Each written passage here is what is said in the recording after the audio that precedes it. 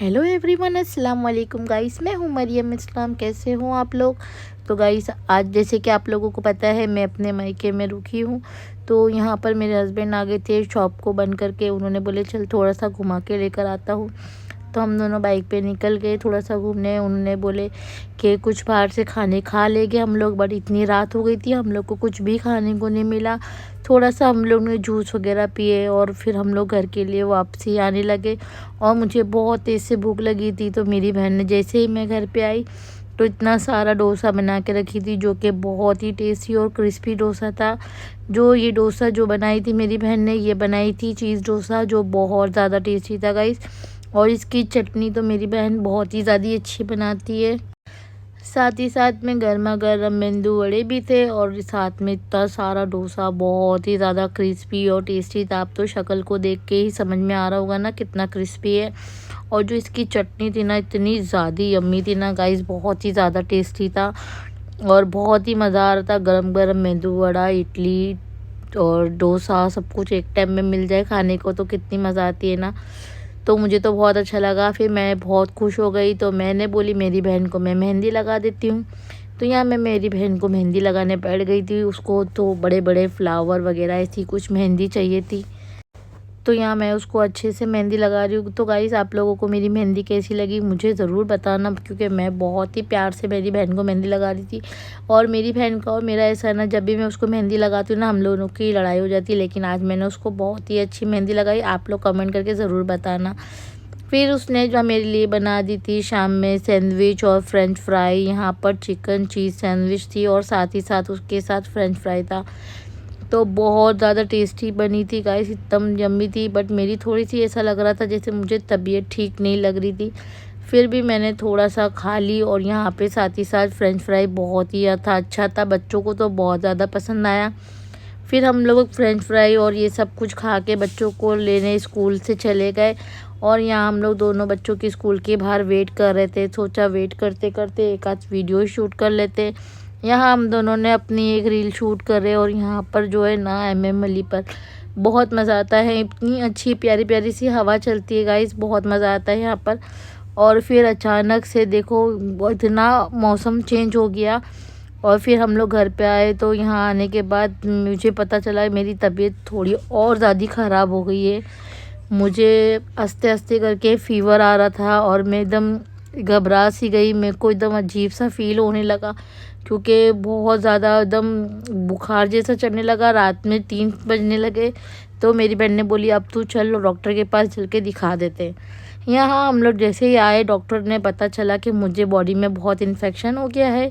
और साथ ही साथ डॉक्टर ने यहाँ पे मुझे तुरंत IV चढ़ा दिया। तो गाइस, बहुत मुश्किल से मेरी वेन मिली थी और वेन मिली तो मैंने IV लगवा ली, क्योंकि बहुत ज़्यादा मुझे इतना ज़्यादा फ़ीवर और ठंडी लग रहा था ना कि जिसकी कोई हद नहीं। यहाँ पर मैं अपना IV लगा के चुपचाप से लेट गई और लगाते लगाते बहुत ही टाइम होते चला जा रहा था। और मुझे बहुत ही बुरा लग रहा था, क्योंकि मुझे सब कुछ बर्दाश्त है, इंजेक्शन और ये IV वगैरह बिल्कुल भी बर्दाश्त नहीं होता है।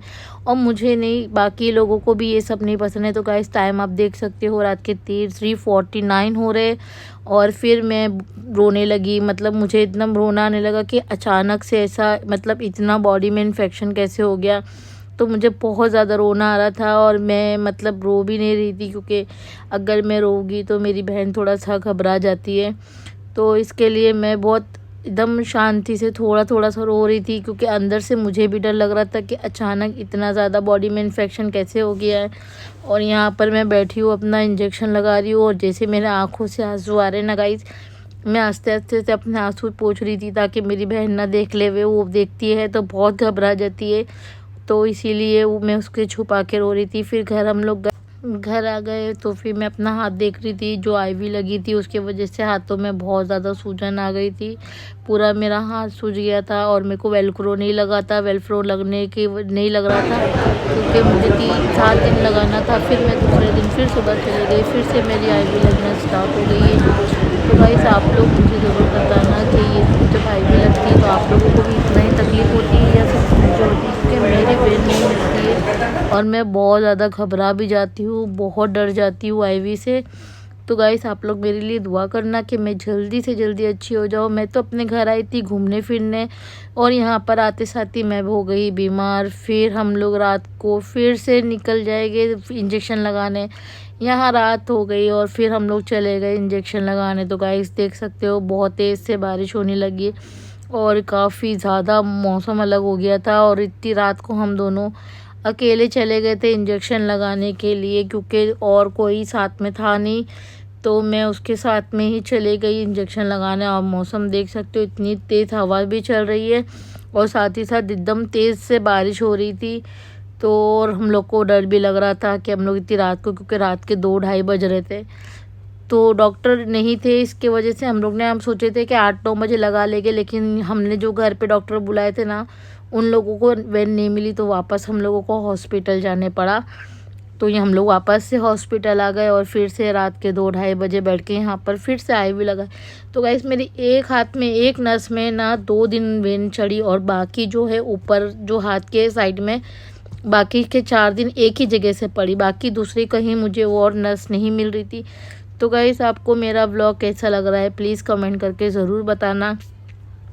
और मैं हमेशा सोचती हूँ आप लोगों के साथ सारे व्लॉग शेयर करूँगी, लेकिन टाइम नहीं मिल पाता है, जिसकी वजह से व्लॉग एडिटिंग नहीं होते। इसी वजह से मैं व्लॉग नहीं डाल पा रही हूँ। तो अगर आप लोगों को मेरे व्लॉग कैसे लगते हैं आप लोग मुझे ज़रूर बताइए कमेंट करके। तो गाइस मैं आपको बताऊँगी कि मुझे कितना फ़ीवर था जो मुझे IV चढ़ने लगी। तो गाइस यहाँ देख सकते हो आप लोग, मुझे 101.2 बुखार था, ओवर ज़्यादा हो गया था। और इससे ये बुखार बढ़ते बढ़ते 104 तक हो गया था। गाइस कमेंट करना और दुआ में याद रखना। नेक्स्ट वीडियो में मिलेंगे। अल्लाह हाफिज़।